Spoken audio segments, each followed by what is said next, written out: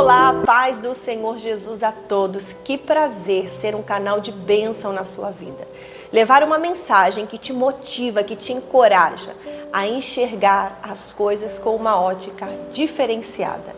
E por falar em enxergar, eu quero contar para vocês uma fábula que nos traz uma reflexão muito importante, que precisamos sempre atentar a esse detalhe que faz toda a diferença.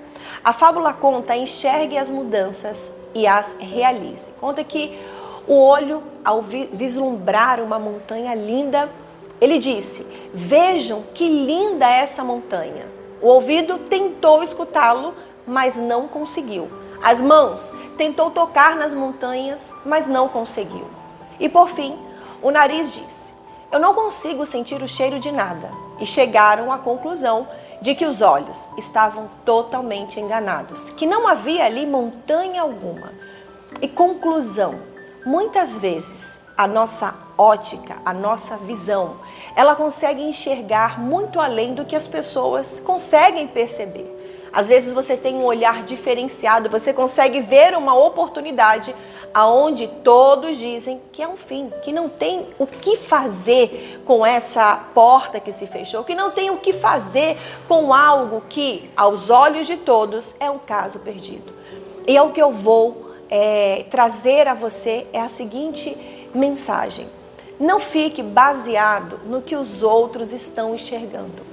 Se você está vendo uma oportunidade aonde todos disseram que não tem mais jeito, vá em frente. Não espere a aprovação, como nessa fábula da boca. Não espere a aprovação do nariz. Não espere a aprovação do ouvido. Se você está enxergando, se você está vendo, é porque Deus ele está mostrando a você.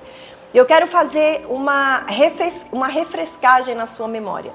A Bíblia, lá no livro de Mateus, no capítulo 14 e a partir do versículo 13, eu vou relembrar uma história que com certeza você já ouviu falar.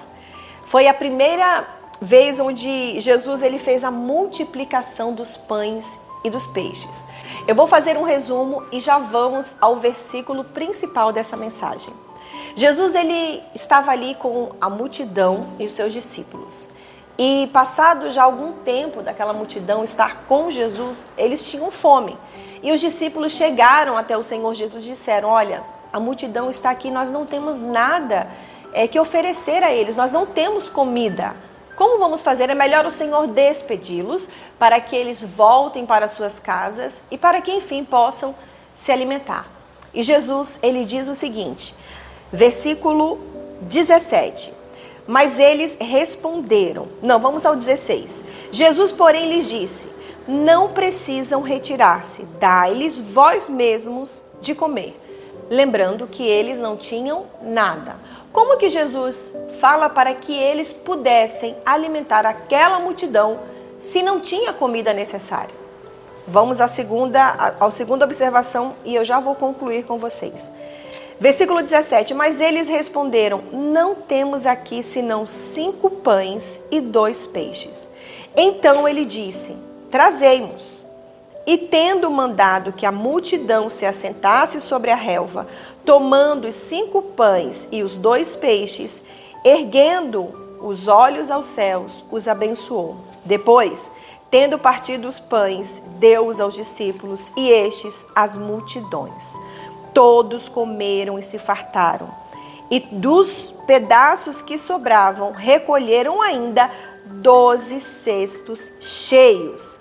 E os que comeram foram cerca de 5.000 homens, além das mulheres e das crianças. Veja que Jesus ele já sabia que aquele cenário iria acontecer. E quantas não são as vezes que Jesus ele já sabe exatamente o cenário, ou sempre Jesus sabe o cenário que nós vamos nos deparar. Talvez você está se deparando com um cenário aos olhos de todos, um caso perdido. Mas o Senhor Jesus, ele fala ao nosso coração. E assim como ele falou com aqueles discípulos, vai lá e dá de comer para eles. Eles disseram, mas a gente não tem nada. E Jesus disse, então traz para mim o que vocês têm. E é isso que o Senhor Jesus está falando para você. O que você tem? Talvez você tenha uma dívida gigantesca, mas você não tem o recurso para pagar o montante da dívida. O que você tem é um salário no valor X, que não alcança sequer talvez para os seus gastos mensais. Mas quando nós entregamos os nossos poucos recursos nas mãos daquele que tem o poder de transformar em milagre, aí tudo se torna diferente. A perspectiva daqueles discípulos era que não tinha como alimentar aquela multidão. Já Jesus, ele viu o milagre acontecer antes mesmo de chegar aquele momento. E é isso que eu quero que você comece a enxergar na sua vida. Comece a enxergar o final das coisas já no princípio. Caramba, eu fui demitido, eu perdi meu trabalho e agora? Enxergue o final. Ora, se eu não estou trabalhando mais, onde eu estava é porque Deus vai abrir uma porta maior, ou já está aberta e você ainda não conseguiu ver. Na verdade, você não perdeu. Deus está trocando você de trabalho. Talvez você foi ao médico e se deparou com o resultado de um exame que não é agradável, não era o que você imaginava. Então veja já o final acontecendo. Deus, ele vai transformar esta enfermidade em milagre. E outra coisa que eu vou enfatizar, vamos voltar à fábula que eu contei para vocês aqui no começo. Não dependa da opinião dos outros.